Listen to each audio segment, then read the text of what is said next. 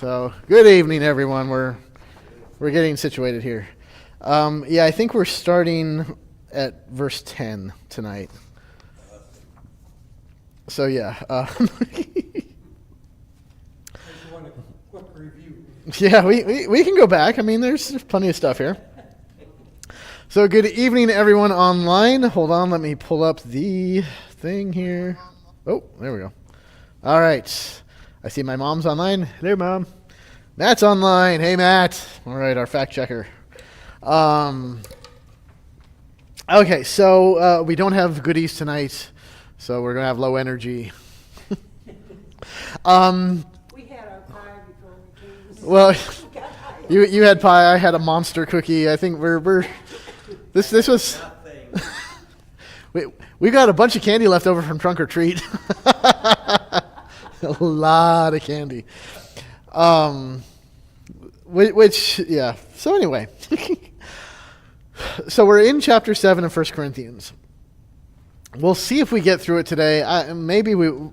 This is either going to be one of these times where it's going to be drawn out because it's so confusing, and I'm going to try to make it make sense to you, or we're just going to be like, wow, that's confusing. Is that what it means? Sure. Okay, let's just move. So that's up to you guys. But the whole section is, chapter 7 is rough. Not so much in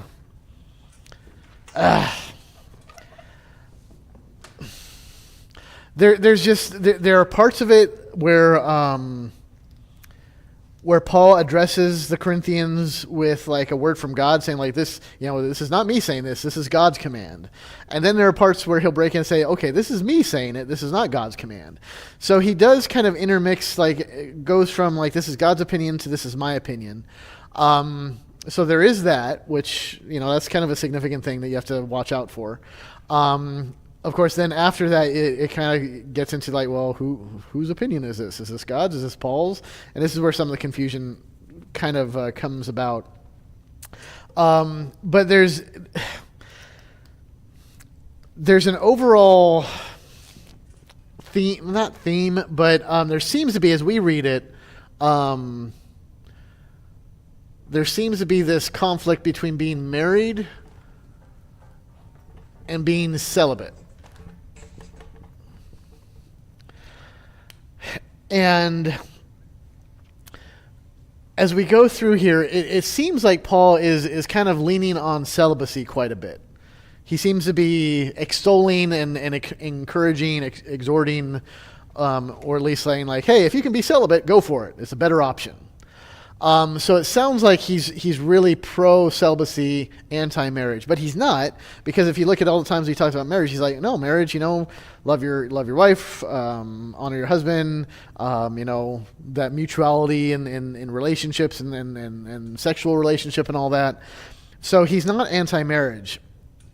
But the thing about this, one of the overarching themes that we, of course, don't get to until the very end of the chapter, is this idea of focusing on God. And maybe the best way to go through this chapter is to kind of jump to the ending first and point out where Paul's going to say, like, look, ultimately he's going to say, like, look, if you're going to be burning with passion, either as a single person or as a person who is engaged, basically, if you can't keep it in your pants or whatever, then get married. Let's just call it what it is, right? If you can't control yourself, for the love of God, get married. If you're going to do it within wedlock. But if you have this gift of celibacy, if you are able to accomplish this, then yeah, this is a better option. Now, he's not saying a better option in terms of like people together or God's design or anything. But in terms of, if you're looking at it in terms of focusing on God, well, if you're single and celibate and you can do that, if you can stay single and be celibate, you're probably going to be better at focusing on God because you don't have a family to divert your attention. And that sounds bad, but I mean, when you're, okay, so you're a single person, your life as a single person, and you don't have any relationship, no entanglements that way, well, you can devote yourself more to godly things, right? being in the Word, yada, yada, yada, focusing on living out. So this is why priests don't marry. And this part rolling into it, yeah. Whereas if I was a single I'm your pastor and I'm single, celibate, okay, I'm working longer hours just because I've got stuff to do and I can do it here. I don't need to go home. And if I'm, as long as I'm not staying here 24/7, it's like I've got more time and energy to devote to the affairs of the church. Well, I'm not. I'm married and with kids, and that divides my attention. Now, that's not to say it's a bad thing. I mean, that's a good thing. As a husband, as a father, God wants me to take care of my family, right? But I also have to take care of these things here. So, like today, I have to take Christine over to do this. I have to run home, pick her up, take her. So that takes me out of office for, good hour or so. It's just a reality of my time my attention is divided. I can't devote all my attention to godly things because I have to devote a certain amount to my family. So that's all he's kind of getting around to and making a point. And the point is accurate.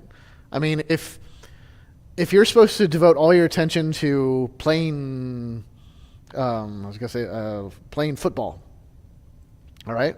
Well, if you got nothing else going in your life, guess what you get to do all day long? Play football. Whatever. Once you get a family involved, well, you can't do that every day. It's just reality, right? We'd say, you have to devote some time to your family and then some time to football. So that's all where he's really getting at. And if you understand that, then it makes it a little bit easier to get through what he's talking about. The Lutheran concept of vocation, regardless of what God has called you into, if you're a mom, you're a dad. Right. You're a pastor, lead the biochemist. Paul, you work with hostess and phone company. I mean, each one of us has had our own calling to serve God in that arena. Right. And it's all focusing on God. It almost, the way Paul's writing this sounds more like, and I'm arguing with the word here, so. Heretic.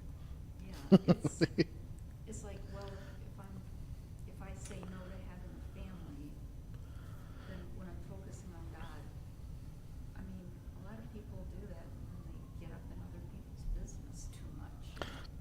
It could happen. And he's not drawing a distinction like saying one is better than the other.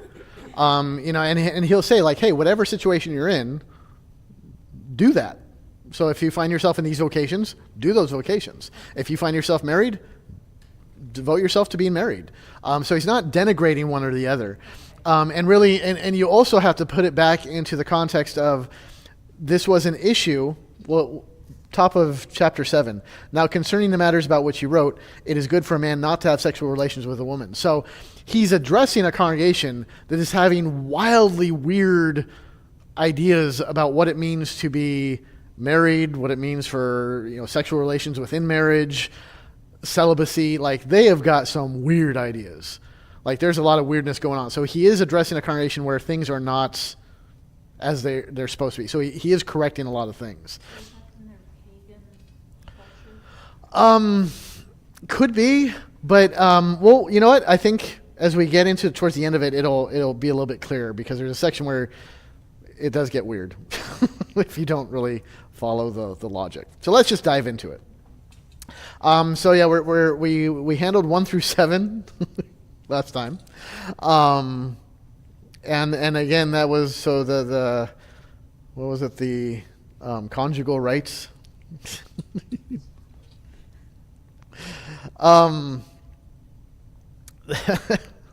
And the idea is that he's talking about is a husband's body is not his own; it belongs to his wife. Wife's body is not her own; it belongs to her husband. That, and in the Christian context of marriage, that does not mean that you get to control. Like, oh, this belongs to me, I'm going to control and I get to demand. It's like, well, that doesn't fit with what Christ, not at all. When Christ gives of himself, yes, he gives everything of himself to us, but he also then submits as a servant. So even though, we have freedom in Christ to do all sorts of things, we can't do all sorts of things. We can only do those things that love and serve our neighbor. So in the marriage relationship, it's not like, I demand my rights because that's my body. It's like that's already way off the reservation there. It's not like that at all. Properly working, it's like, no, husband and wife are coming together because they've given themselves to each other, and they are, if anything, this is like good communication, because it's like, hey, if you need to pause for a time, communicate about it, talk about it, agree, come to an understanding. If it's not done through love, it doesn't work. Right, yeah. Which is exactly where everything falls apart. Like when Paul will say, wives, submit to your husbands. And that becomes a weird rationale for husbands to lord over their wives and even abuse them. Well, it's like, yeah, clearly love is no longer in the equation, and you've completely lost touch with the meaning of the text.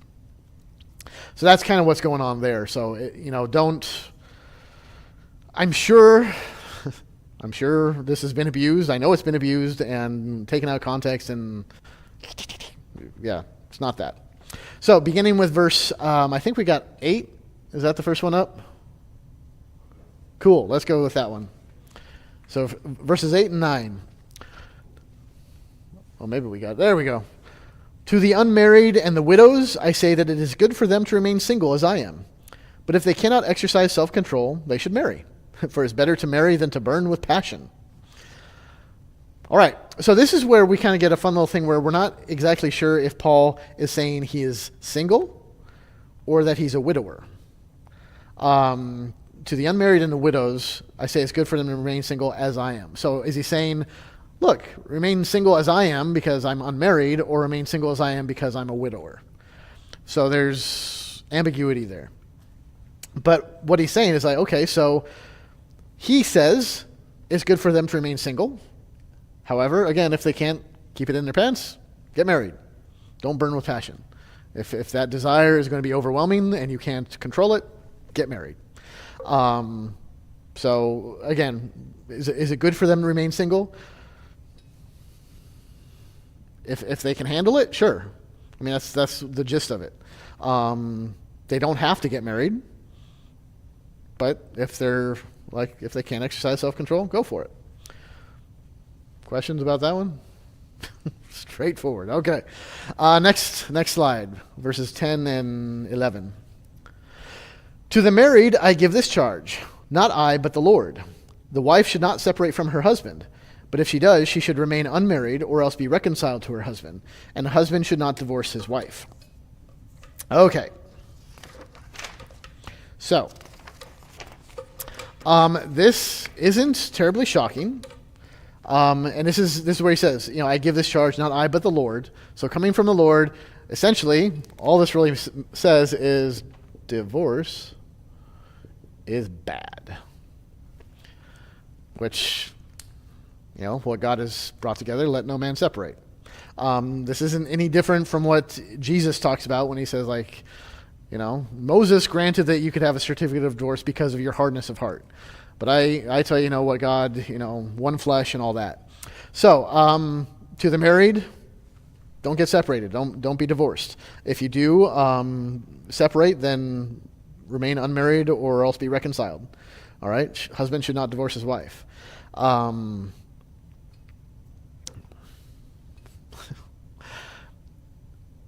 It really doesn't say much more than that. If people freak out when they hear that, I'm like, so you can't get divorced? I would apply the same logic to this passage as I would apply to be holy as your Father in heaven is holy. Like that's the goal. That is the ideal. Don't get divorced. Be holy. Now, when stuff falls apart and things happen, and there's grace, there's forgiveness, right? But, just because there's this ideal doesn't mean that like, oh, well, we can't achieve that, so we don't have to, we ignore all this. It's like, no, this is good, and we should know this. But the law is there to keep us in check. So, where we would pull out this text, a couple who are having some issues and they're thinking about divorcing. And it's not like, it's not an abuseful situation. It's not, it's just, kind of irreconcilable differences kind of thing. We would pull out this and say like, no, see, don't get married, or don't get married. That would have solved it. Don't get divorced. That's what the law is there for. Now they go ahead and go with it. Well, now we've got grace, we've got the gospel. We would still then say, hey, is there any chance you can reconcile? Ideal. But that's not always the case. All right, are we good with that so far? It does say if you do get divorced, don't get remarried. Right, yeah. Which, a lot of people get divorced because they want to get remarried. well, and that's part of the bigger problem. Because what he's saying is like, okay, and really he's like, don't get divorced. Don't separate. But if you do, don't go outside that, because the point is there should be reconciliation. They don't, obviously if you divorce and get remarried, well, that shuts that door. So you're blocking off the possibility for reconciliation. So yeah, the idea is like, well, if anything, it's a good encouragement to think before you get married. Like, do that wisely. Enter into it advisedly, and not in a fit of passion. All right. Next group. Okay. All right. Mixed marriages. Verse 12. To the rest I say, I, not the Lord. So now this is Paul talking. That if any brother has a wife who is an unbeliever, and she consents to live with him, he should not divorce her. If any woman has a husband who is an unbeliever, and he consents to live with her, she should not divorce him. For the unbelieving husband is made holy because of his wife, and the unbelieving wife is made holy because of her husband. Otherwise your children would be unclean, but as it is, they are holy. But if the unbelieving partner separates, let it be so. In such cases the brother or sister is not enslaved. God has called you to peace. For how do you know, wife, whether you will save your husband? Or how do you know, husband, whether you will save your wife? Makes sense, so we can move on, right? So next section. Well, it sounds like Paul's taking away.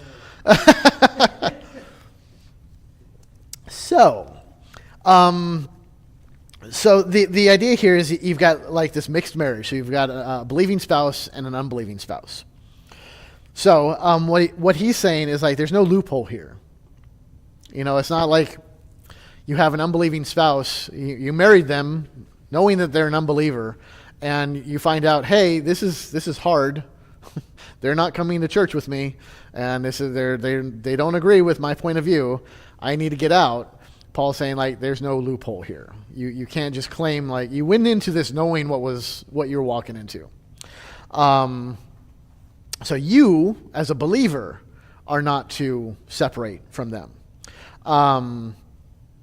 So there seems to be this idea or this feeling either among the congregation or at the time that somehow being married to a non-believer would rob you of your holiness. That somehow that tainted you, which, I mean, given the kind of the Jewish background, of defilements, being impure, unclean, okay, that makes a little bit of sense. Like they might have integrated this idea of like, well, if I'm holy because I'm a believer and I marry this unbeliever, that's going to somehow taint me and remove that holiness. So he seems to be combating that to say that, look, your unbelieving spouse is made holy because of you. It's not that you are made unholy. They are made holy because of you. Not in the sense that they are automatically saved. Not like they get grandfathered in. But just that they are going to be influenced by the spouse. That they are, that a good believing spouse living a sanctified life, that's going to be influencing the spouse, which is basically when we talk every Sunday about like, hey, live out your faith so that people can see that. People will see that you are living differently. They will hopefully gravitate towards that, want to know more, and that might draw them in. So essentially the whole thing, like you're making them holy, he's not talking about salvation. He's talking about, that your holiness is going to influence them. Just like your children. Well, your children are probably baptized. Your children aren't made unclean because your spouse is unclean. It has nothing to do with that. They are holy because you are holy. You are baptizing your children. So there's that. He does allow for divorce if the unbelieving spouse desires to leave on account of the spouse's faith. So, in this scenario, he says, okay, if the unbelieving spouse says, like, I don't like this Christian stuff, and I didn't think it was going to be this, all in my face all the time, so I'm out of here. Paul says, you know what? That's okay. I will allow that. Because what he draws a kind of a connection with is that, but you look at Christ and the church the marriage is a picture of that, right? Paul will say, man and wife coming together is a mystery because it's a picture of Christ and his church. So basically, when the unbelieving spouse leaves, that is like the church leaving Christ. They are making a decision to break away from Christ and remove themselves from the body. So it is not you transgressing the body. It is an unbeliever who is already basically outside the kingdom, choosing to disassociate further from the kingdom. So he basically says, like, well, that's, if we're talking about this blend between marriage and salvation and the kingdom and all that, an unbelieving spouse is already outside.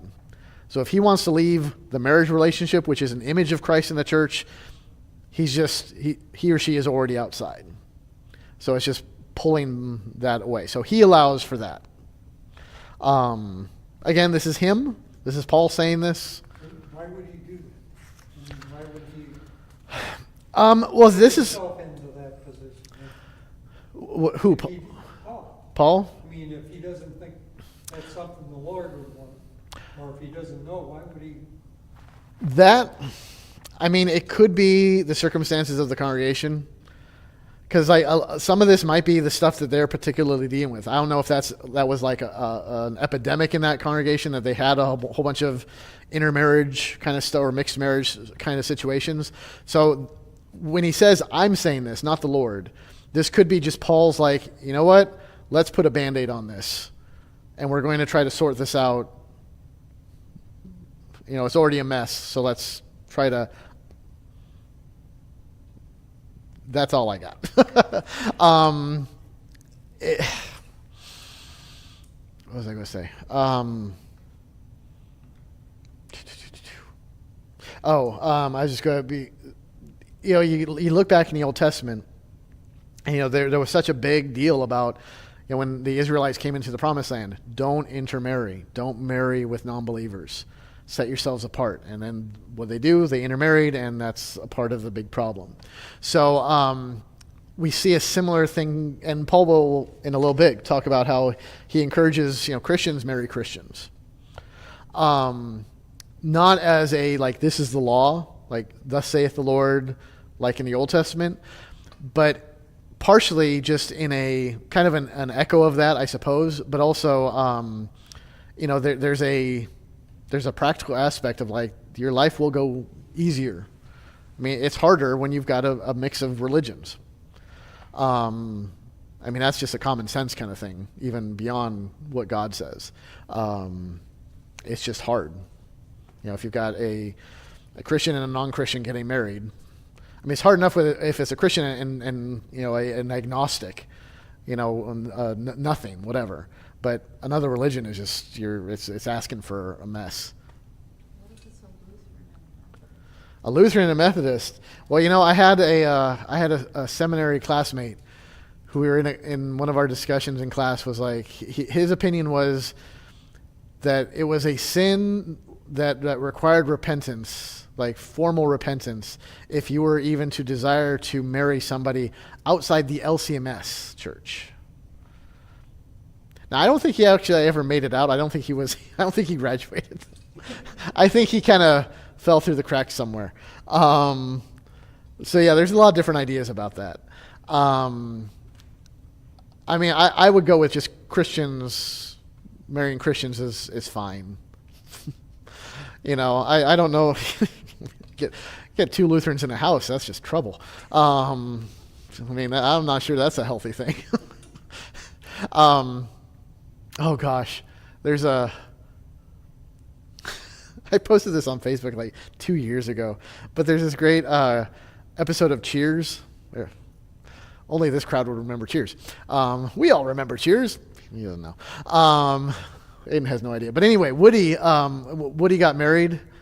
I forget his wife's name, but it was funny because he was saying they're both Lutherans. And he comes in and he's like, because he came in and he was like, oh, he's kind of down. And they're like, oh, what's going on? Well, problems at home. And he's like, well, I'm a Lutheran. I'm a Missouri Synod Lutheran, and she's a like LCA Lutheran or Wisconsin Lutheran, and it's just these mixed marriages. I tell you. Which was a joke that, like, clearly there was, like, one Lutheran writer in that room, and they're like, oh, this is funny, and everyone else is like, what the heck? And it's the only time us Lutherans are like, woo, representation. I can't imagine the audience in general getting it. At any time. I mean, back then, it wasn't like it was some heyday back in the 80s that the LCMS was like, yeah. I have no idea. Yeah, that was a way inside joke that was really just for a few people. But yeah, Christians marrying Christians it's not prescribed. It's not like, if you marry an unbeliever, it's like, oh. But I mean, just by a natural kind of thing, it's, I knew marrying Heather that she doesn't like scary movies and stuff. I've made my peace with it. I'm not happy about that situation, but I've made my peace, and I knew going into it. It's just, you got to deal with that stuff. She might be online watching this. I'm just waiting for her to pop in here and say something. Anyway, all right. So that's all he's really saying. Now, the last verse 16. For how do you know, wife, whether you will save your husband, or how do you know, husband, whether you will save your wife? You could read it two different ways. You could read it like in a encouraging light, like, so when he's saying like, don't separate unless they separate. For how do you know? Oh, here you go. Oh, I love my wife. She says, I forgive you for not appreciating country music.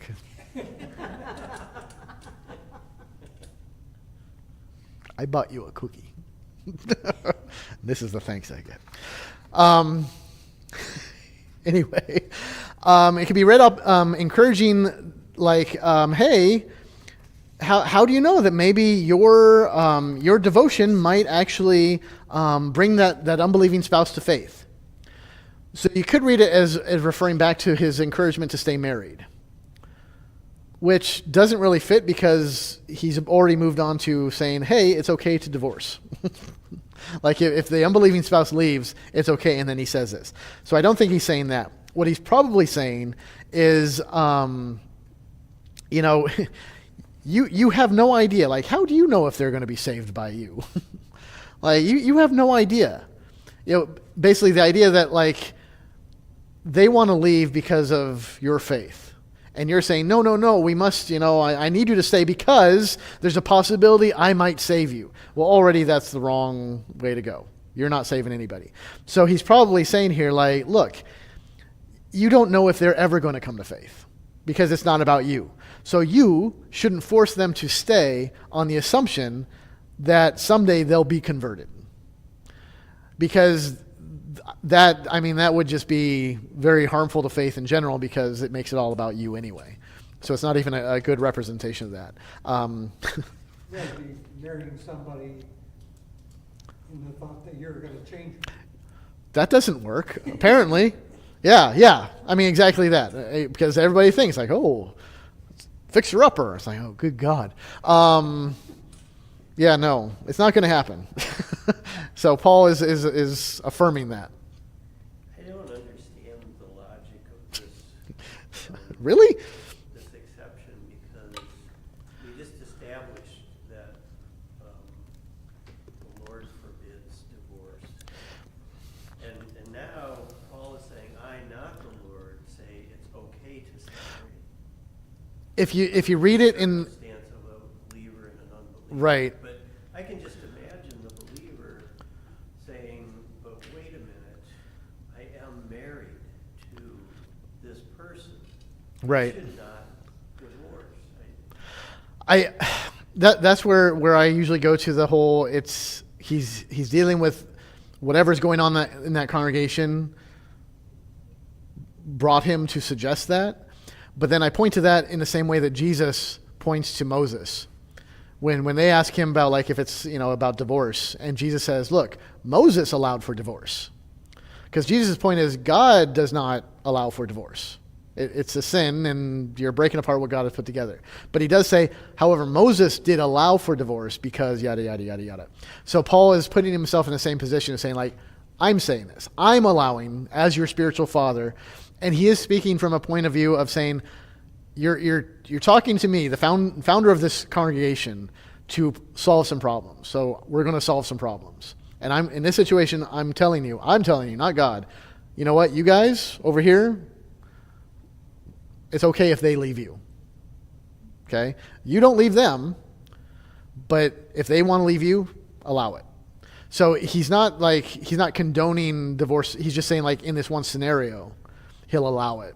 So I would put this in the same category as like where Luther talks about sin boldly. So it's like recognizing that there's going to be sin no matter what, so let's minimize the collateral damage. That's probably how I would go with this. If you're confused, you're in good company. The other question I had would be the part about children would be unclean, but as it is, they're holy. You brought up baptism in interpreting that. It doesn't, Why did you bring up baptism? just to try to make sense of it, honestly. The assumption is that if one of the spouses is believing, therefore the children would be baptized. Most likely, yeah. That's where I would go with it. Now, does it say anything about that in the text? No. However, but that's the difficulty of a text like this, is because it's Paul giving his direct, and he's making a distinction. It's me talking, not God here. So he's addressing a situation that we don't know a lot about. We only know what he writes here. And the fact that he's writing a personal letter to this congregation that he has a personal attachment to. So he's probably going to leave out, I wouldn't, if I was writing a letter, if I was taking a sabbatical or whatever, and I'd gone away and there were some problems here, and if I was writing a letter to Ascension and was addressing things, I wouldn't make it a doctoral, statement about how everything if I referred to somebody or a situation, I'd use either shorthand or it's understood that your kids are baptized. I don't need to make some sort of thing okay, now make sure you're baptizing your babies. Of course you're baptizing your babies. Of course this is what we do here. So looking at it like that and reading it in such a way so otherwise your children would be unclean. Because the idea is, that somehow an unbelieving spouse makes you unclean, which therefore makes your children unclean. Theologically speaking, that doesn't happen. It's not, the unbelievers don't make you unclean. It's no longer the Jew-Gentile distinction. So what could he possibly mean by that? So I think that's what he's saying is okay, your unbelieving spouse does not make your children unclean, because they're holy, because they're baptized. Paul always, he'll always draw you're saved by grace alone. It's not your work, which I think comes out when he talks about, you're not saving your husband. You're not saving your wife. You can't make them holy. It is God who makes them holy and all that stuff. So it is kind of an inference. That's probably the best that we can go with that. With some of this stuff, and this is true here and other parts of Scripture where we don't know, like there's no consensus on what exactly is this being referred to. Either because take Revelation. There are so many aspects of that. The imagery that is being used, we can draw connections to a certain amount of things, but there are a whole bunch of stuff that we have to guess because we just don't have those pointers anymore.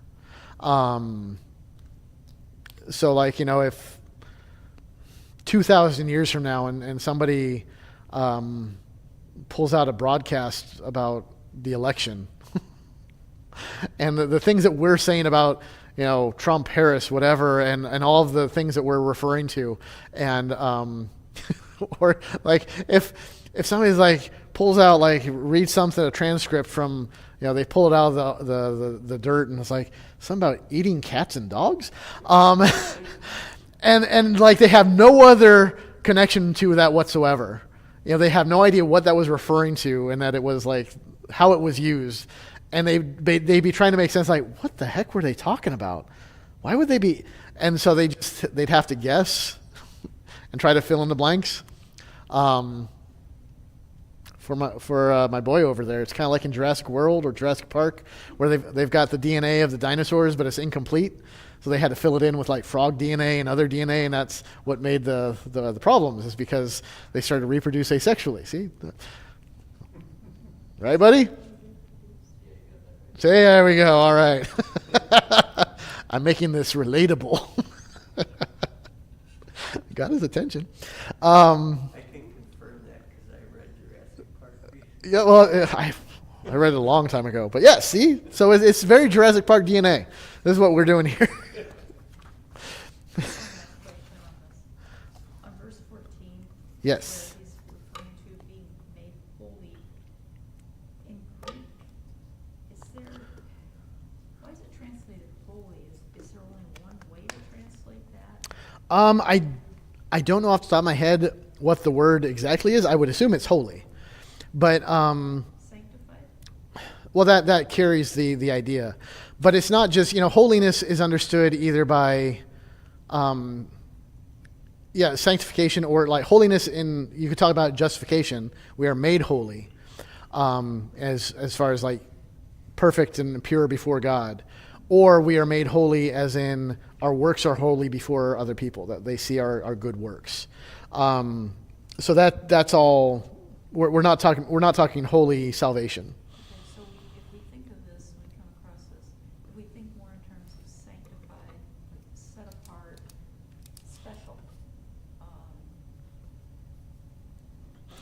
because when I first read it, I said made holy, I do automatically think of the justification.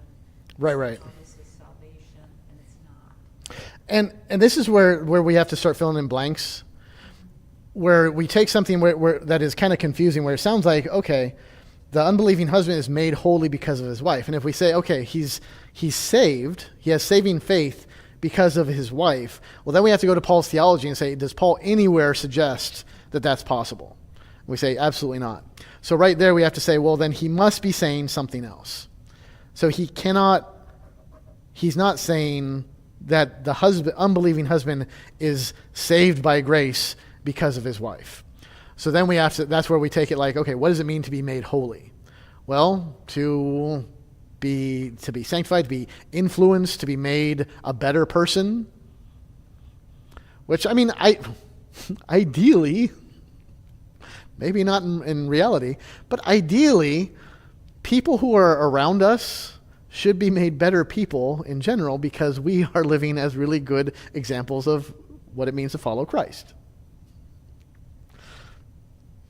Does that happen?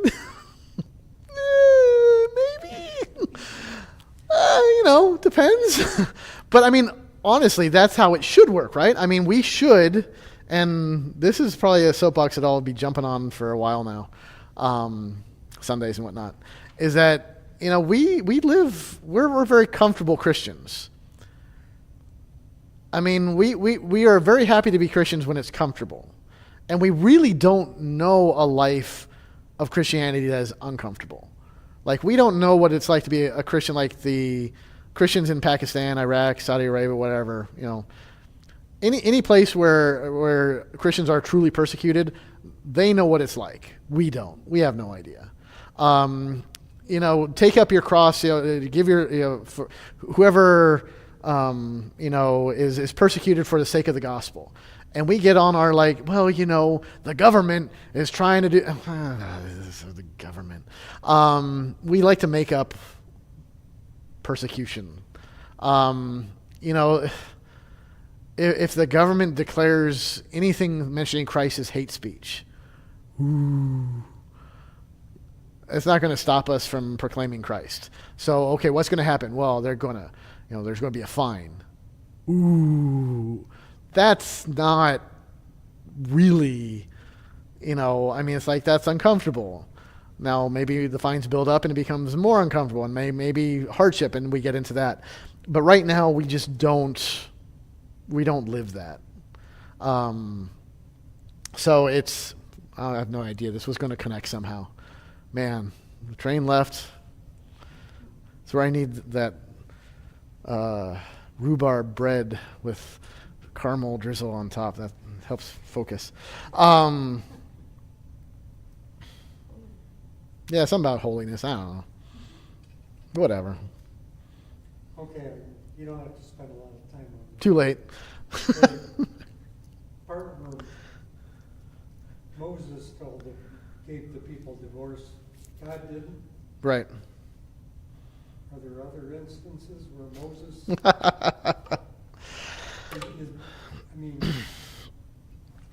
There. Everything that Moses gave the people is from well, and so. Do we have like a hard line of like, this is where what was given? I'll have to get back to you, and I can probably give a little bit more. There are distinctions in the law that was given. We do have different kinds of law, which is why the law was given by God, and how parts of it are no longer relevant to us or applicable. And this is where things get kind of fuzzy, because we got, the Decalogue, the Ten Commandments, which is universal, right? Then you've got the Levitical law, having to do with the priest and the sacrifice and all that. Well, that doesn't apply to us. You've got a lot of the ceremonial law, washing and all that. It's like, well, that doesn't apply to us either. Eating proper foods, clothing, whatever. all that stuff was given directly from God. It was, and then Jesus says Moses allowed this. Now, when you go through a lot of the law, and a lot of the issues that we have with, like, you go through the Old Testament, anything having to do with slaves is just absolutely repugnant to us. And our sensibilities are like, well, this is just foul. That God allows, commands slavery. But then you go back and you look, he doesn't say, you go and get slaves, because I like that. Usually when we're reading the law, it's like, okay, when you take slaves, you treat them well, you do this, you're only allowed to do this, da, da, da. So he does put up guardrails. So basically he does work within kind of like, okay, you guys are doing this. So when you're doing this, here's what you are to do and not to do. Now, why does he do this? Because he did. This is one of the fun things about dealing with especially stuff from the Old Testament like that, is this is how God worked with his people. For what purpose? For his purpose. There's a lot of stuff that, we struggle with and we don't fully grasp. And like Moses allowing for divorce, or, is that God? Is that Moses?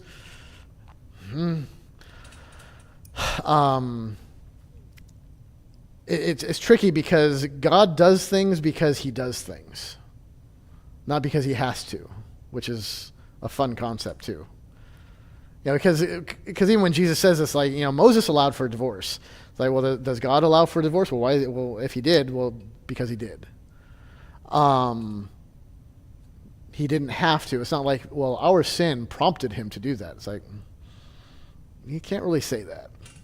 It's a fun idea. Not to get too far off topic, but here's a little example of where my brain is going with this. Did Jesus take on our flesh and go to the cross because he had to? No. Okay, good. Yeah. Some people will say, like, it was because of our sin, he had to do it. And this was the way he had to be. Well, and why did he have to die? Because he had to be, like, why was he fully human and fully divine? He had to be in order for our sins to be forgiven. Because he had to be fully man to take on the sin, and he had to be fully divine, have the power, right? And we some people might talk like that. We might even talk like that. But that's an incorrect way to talk about it. Jesus didn't have to. No, you make a choice. Oh, no, not even that. It was just, that was God's decision. That's just the way it happened. God said, this is how it's going to be. At the end of the day, it's like, why did it have to be the cross? Why did he have to take on our flesh? Like, he didn't have to. That's what God chose. And he was obedient. Yeah. Well, that goes to scripture where it's like God cannot deny himself. So Jesus being obedient to himself, well, even that is like, well, he had to be obedient. It's like, no, he was obedient. When anything we talk about God that's just God. He does God stuff that we can't comprehend, which is the fun. And this is where our rational logic departs. And this is why people, why when they're thinking like, I have to rationally be able to accept all this stuff, is I can't help you. And I'll be the first person to say, like, yeah, some of this stuff, the logic does not mesh with our idea of what logical would be. But I mean, it's the same. It's at its core, it's God is God and we're not. His ways are above our ways. We don't understand. We're not going to get. The Bible gives us what we can grasp. Mostly. And even some of the stuff is like, and it's not a matter of like what Paul is writing here is not meant to obscure anything from us. It just happens to be, they got it. They understood it. We are trying to decipher some of that particular meaning. And that's why it's hard for us. And even like, that's why I said like this married celibate thing, like this, we don't, this is not our way. We don't even talk about celibacy all that much. But it was a big deal in their church in that time about promoting this. Like, I don't want to shock you, but in our culture, in this country, we don't really celebrate this. This is not something to aspire to in our culture. So we're going to clash with this. But yeah, that's why I said there's a lot of confusion in here. It's weird. We do our best, and that's why I'm not an expert in saying like this is exactly what he said. There are no experts in exactly what he said. There's a lot of people who have different opinions about this. Even like when I say you can take wife, do you think you'll save your husband? Husband, do you think you'll save your wife? You can take that two different ways, and people take it two different ways, depending on how they want to view it, how they understand it. Like, which way is right? I go the one way, because it seems to make sense. It's fun. It's great to get a degree in something, and you get to some of the stuff like, I don't know. I assume it's the same thing in science. There's got to be some things where you're like, I know how this is supposed to work. We don't know. Right. And that's... And people talk like we do. Right. Well, welcome to Christianity. People love simplistic thinking. Well, sure, yeah. Well, and that's where, what I like about our Lutheran doctrine is that we emphasize the tension. we look at this and be like, there's not a lot of easy understandings or answers here. We can read like two seemingly contradictory things. You're fully saved and you're fully sinner, and say, yes. Works somehow, because that's what God says. But that's a whole other thing. Okay, we got 8 minutes. We can get through 7? Sure. Next slide, verse 17. Only let each person lead the life that the Lord has assigned to him, and to which God has called him. This is my rule in all the churches. Was anyone at the time of his call already circumcised? Let him not seek to remove the marks of circumcision. Was anyone at the time of his call uncircumcised? Let him not seek circumcision. For neither circumcision counts for anything, nor uncircumcision, but keeping the commandments of God.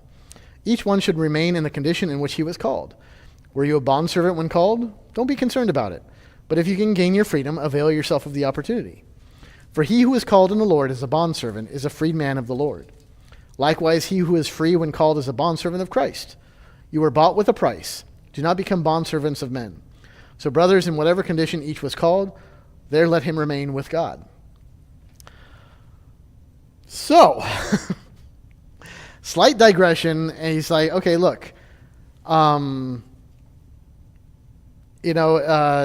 be content in your circumstances. So, like, if you're circumcised, great. Don't. Well, cover the marks. Right? Don't try to undo it. No. It's just weird. But if you're uncircumcised, don't seek it out. The gospel doesn't prescribe what your social situation should be. So, and you got to understand just what he's saying. Like, look, if you're married, don't get married unless you want to. Unless you're burning with passion, because he's like, look, if you're celibate now, cool. You can focus more of your attention on the things of God. But if you have desires, then work it out in marriage. Cool. If you're in a situation, don't seek to change it. But notice how he says, like, if you're a bondservant, it is what it is. But if you can get your freedom, go for it. So, it's not like a hard, like, don't change things. He's just like, look, whatever situation you're in, don't be, well, the grass is always greener over there. We're not called to, the calling of a Christian is to be faithful. That's it. We're not called to specifically do that or this or that. If you're planted there and this is who you're around, this is what you're doing, cool, do that, be content with it. If the situation changes, cool, be content with the situation that changes. He's not really, he's not upsetting things here. Let's see, what did I write here? Okay, so he's dealing with situations in which people were doing their own thing for themselves. Like, I'm pursuing this for my own edification, my own glory, whatever. So like, don't, so why are you trying to, you want to go over there and be this? Why? Is it for you? Is it for God? Is it for your neighbor? Is it for you? And most of the time when we want to change things, it's for us. Most of our motivations are selfish. Sometimes they can be, altruistic, but, usually there's a good bunch of selfishness in there. So he's just pointing to the fact, like, look, whatever situation you're in, God has blessed you in it. So just be content. So this is kind of which goes back to all this, is like, look, if you're a widow and you're single, just stay single. Delight in it. There's nothing wrong with that. But if you're burning with passion, then get married. There's nothing wrong with that. He is trying to just sort of like, again, address a congregational issue, which they're all over the map with what is like, well, I shouldn't get married. I should get married. And it gets even weirder now, which thank God this is the very end of it. Last slide. Now concerning the betrothed, I have no command from the Lord, but I give my judgment, here we go, as one who by the Lord's mercy is trustworthy. I think that in the view of the present distress, it is good for a person to remain as he is. Are you bound to a wife? Do not seek to be free. Are you free from a wife? Do not seek a wife. But if you do marry, you have not sinned. And if a betrothed woman marries, she has not sinned. Yet those who marry will have worldly troubles, and I would spare you that. Oh, this isn't even the heart. Oh, no, there was more. Okay, I thought it was. Oh, God, there's still more. Okay, forget what I said. The really confusing stuff gets later. We'll cover that next time. So, he's saying, okay, concerning the betrothed, I don't have a command. Okay? Present distress could have been the congregational strife. Could have been a regional issue, like maybe, famine or whatever. It wasn't a famine, but I mean like, government instability. It could have been living in these last days. Whatever. So his advice is the same. Stay in the status you are. Are you single? Stay single. You're engaged? Stay engaged. He's saying, you have not sinned. If you ignore Paul's advice, you're not sinning. So if you're single, and Paul's saying, look, stay single, and you're like, no, I don't want to, you're not sinning against God. You're not even sinning against Paul. Paul's just saying, here's my advice. He's giving them a personal, not even command, but advice, encouragement. And yet those who marry will have worldly troubles, and I would spare you that. And all the married people in the building laugh. This is why we do premarital counseling. Again, it's a practical kind of thing. He's like, yeah, okay, stay single is good because you won't have married problems. It's this reality. When you get married, there's going to be conflict. There's going to be issues. There's going to be problems. So he's like, look, I would spare you that. Which seems to be that I would say Paul was probably married before. He's probably speaking from experience. But it's just, this is a normal sort of thing. And this is really all he's saying. Now we go on. There's more. There's 1, 2, 3, 4. 4 sections that we didn't get to. We'll cover them next time. You're not going to finish verse 29? Oh, what's verse 20? Oh. Did I have 29 in there? Oh, I didn't even print out I didn't. Oh, you avoided that. Oh, I didn't print out the second page. That's what happened. You people at home, you're fine. Hey, that was actually good planning on my part. I ended right where I printed out for you. Cool.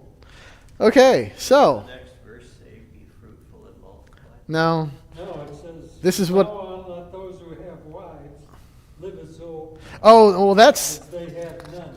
No, that jumps into. Oh. Now I know why it's... Oh, yeah.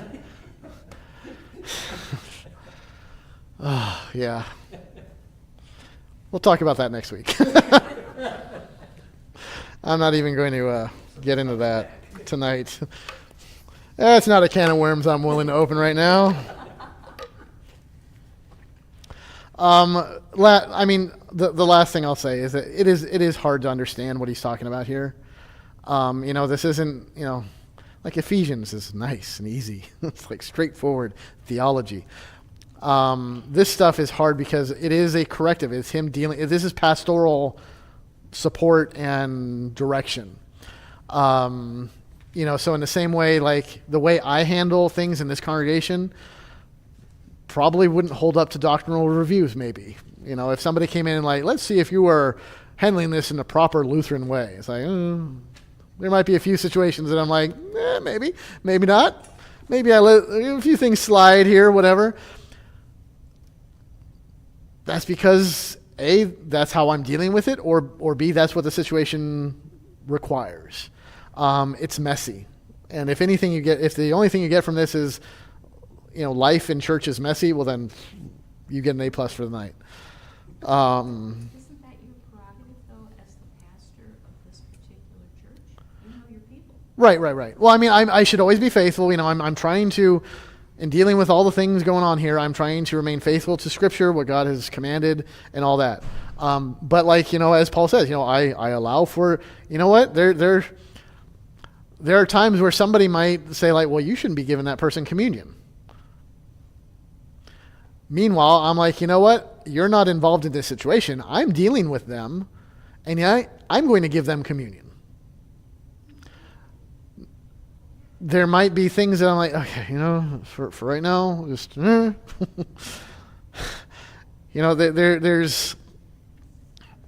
are times when you can say, well, you know what, let's just go offline. You don't need to hear all this. Let loose all the ascension secrets. Besides, I don't want to interrupt Alex and Anna. All right, next week, back at it. Thank you. There you go, buddy.